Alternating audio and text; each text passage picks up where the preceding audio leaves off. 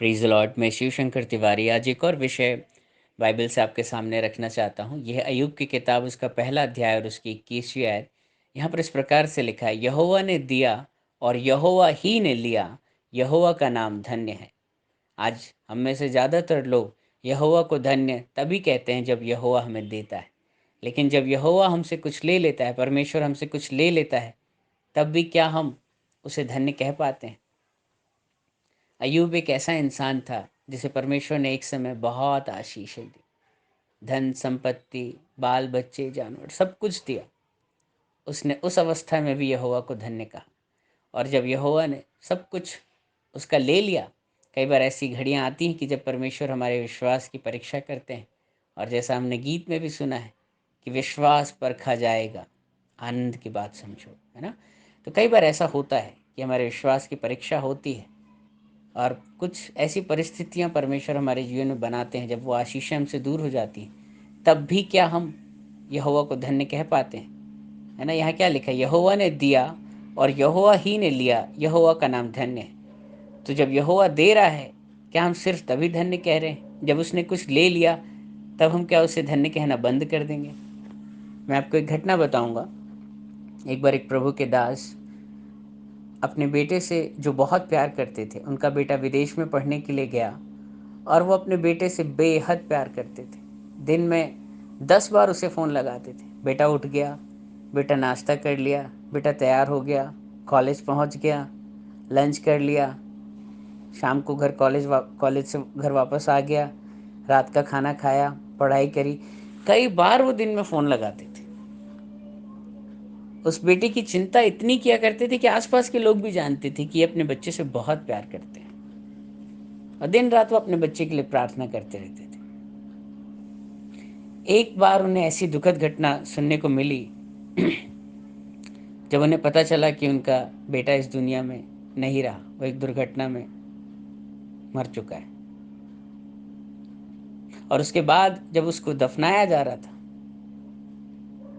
तो लोग देखकर हैरान हो गए कि उस प्रभु के दास की आंखों में अपने उस इकलौते बेटे को, जो वो मर चुका था, उसे जब दफनाया जा रहा है, गाड़ा जा रहा है, जिसके चेहरे को अब दोबारा कभी नहीं देख पाएगा जिंदगी में, एक भी आंसू उसके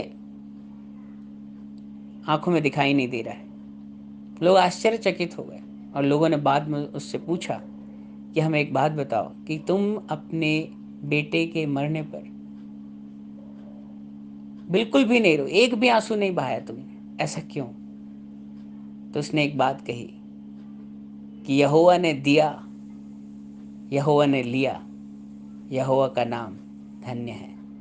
और उसने एक बात और कही कि जब वो इस पृथ्वी पर रहता था, तो मुझे नहीं पता था वो किस हाल में है, किस दर्द में है, उसने खाना खाया नहीं खाया, मुझे पता नहीं होता था कि वो कहाँ है, किस हालात में। लेकिन आज मुझे पता है कि वो इस कायनात के, इस पूरे विश्व के सबसे कंफर्टेबल जगह में, वह परमेश्वर की उपस्थिति में, प्रभु यीशु मसीह की गोद में। अब मुझे चिंता करने की ज़रूरत नहीं है, क्योंकि अब उसका स्वर्गीय पिता, उसका हेवनली फादर उसके साथ है, जो मुझसे कई गुना उसकी चिंता करता है और उसका ख्याल रखता है। He is in most comfortable place in this whole universe. So now I need not to worry. अब मुझे किसी भी बात की चिंता करने की जरूरत नहीं है। मैं ऐसे कई लोगों को जानता हूँ जो प्रभु में आए, उन्होंने परमेश्वर को धन्य कहा जब तक उन्हें आशीषें मिलती रही, लेकिन जैसे ही परमेश्वर ने उनके विश्वास की परीक्षा करने के लिए कुछ उनके जीवन से ले लिया, उन्होंने बुड़बुड़ाना शुरू किया, मर्मरिंग करना शुरू किया, परमेश्वर को ही बुरा भला कहने लग गए, और अपने उसी अंधकार में जिंदगी में बैकस्लाइड होकर चले गए। मुझे तरस आता है ऐसे लोगों पर, जो प्रभु यीशु मसीह के पास प्रभु यीशु मसीह को पाने के लिए नहीं, लेकिन आशीषों को पाने के लिए आए थे। लेकिन धन्य वो है जो हर अवस्था में, चाहे परमेश्वर दे चाहे परमेश्वर ले, हर अवस्था में उसे धन्यवाद कहते हैं। ऐसे लोगों के लिए एक बहुत बड़ा प्रतिफल परमेश्वर ने रखा है, और हम सब जानते हैं कि अय्यूब के जीवन में परमेश्वर ने सब कुछ दुगना लौटाया। प्रभु आपको इस वचन के द्वारा आशीषित करे। Praise the Lord.